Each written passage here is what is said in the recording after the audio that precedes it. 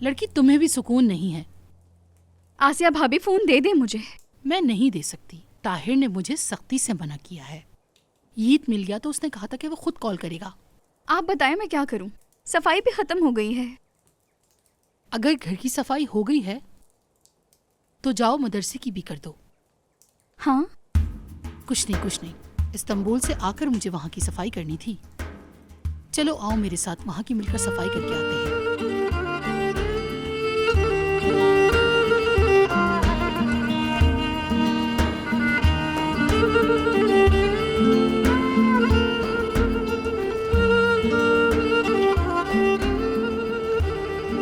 देखो, तुम तो बिल्कुल गांव वाली बन गई हो।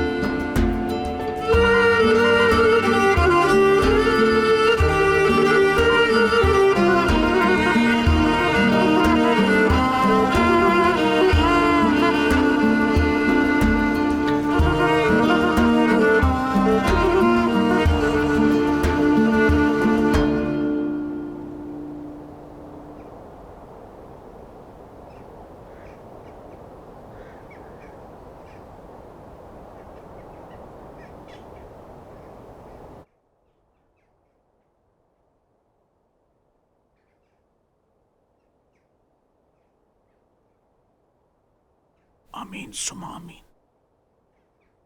अल्लाह आपकी इबादत कबूल करे बाबा। आमीन बेटी, खुश आमदीद। संभल के बाबा, संभल के उठिए। हम यहाँ पर सफाई करने आए थे बाबा। अरे तुम्हारा बाजू जख्मी है बेटी। मैं कर लूंगी। असल में वजह यह है, मैं ईद के हवाले से काफ़ी परेशान हो रही हूँ, इसलिए बार बार ताहिर को कॉल कर रही थी। अरे मेरी बेटी ऐसे नहीं। अरे बाबा, आप फिक्र ना करें, मैं इससे ज्यादा काम नहीं करवाऊंगी। हाँ, मैं ज्यादा काम तो नहीं करने दूंगा अपनी बेटी को। मेरे प्यारे बाबा, हाँ।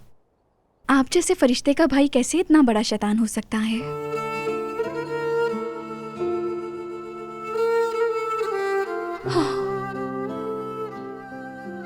मुझे माफ कर दीजिएगा। ऐसी बात मेरे मुंह से इतनी आसानी से कैसे निकल सकती है? कल अस्मा ने कहा कि वो बचपन में ईद जैसी ही थी। हो सके तो मुझे माफ कर दें। अस्मा की अम्मी को मारने वाला मेरा चाचा नहीं था, बल्कि सौतेला बाप था। तुमने उस इंसान की बात की जिसका सुन के मुझे गुस्सा आ जाता है।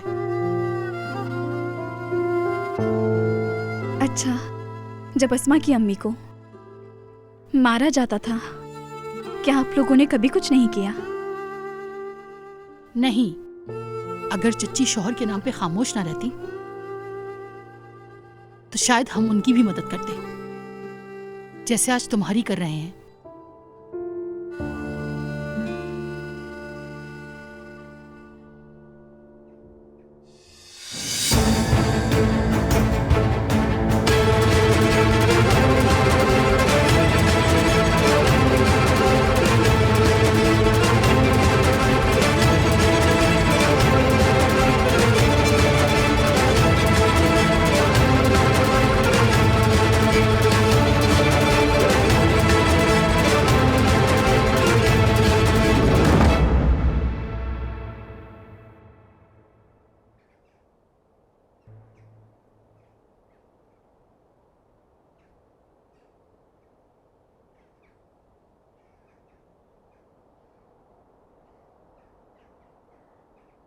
क्या वो भी वेदांत जैसा नफसियाती था? नहीं, वो बेटी का दुश्मन था। उसके शौहर को बेटी नहीं चाहिए थी। लड़का होता तो सब ठीक था। कहता था बेटी पे पैसे क्यों लगाऊं मैं।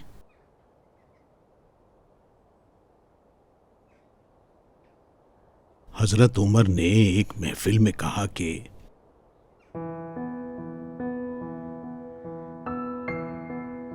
जाहिलियत के जमाने में जो किया जाता था उसमें एक बात याद करके हंसता हूं और दूसरी जब याद आती है तो रो पड़ता हूं। आसपास वालों ने कहा, या उमर क्या बातें हैं वो। फिर उन्होंने हंसकर ये बात कही कि सुबह हम हलवे के बुत बनाकर रात तक पूछते थे और रात को भूख लगने पर खा लेते थे। उन्होंने पूछा कि आप रोते किस बात पे थे।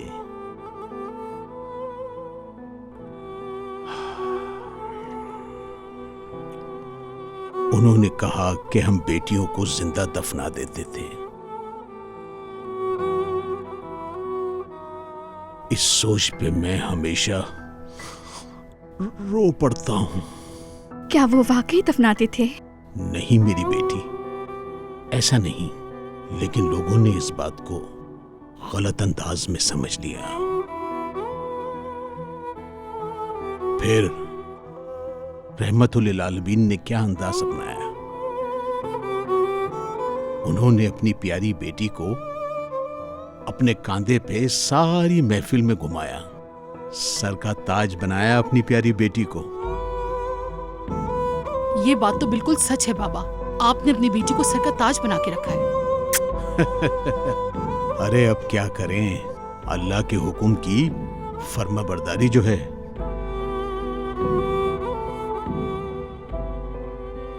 माफ करना बेटी, गालिबन तुम्हारे वालिद अब तक तो फौत हो चुके होंगे, वरना वो इस तशद्दुद की इजाजत ना देते। मेरे बाप ने मुझे जिंदा जमीन में गाड़ दिया। चल तो चल अंदर, चल अंदर सीधी।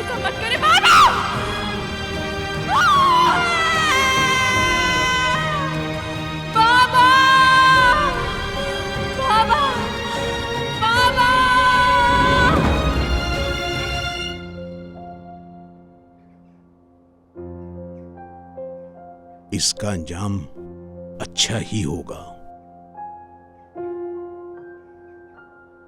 बेशक। आपने ठीक कहा, इसका इनाम ईद है। अरे माशाअल्लाह।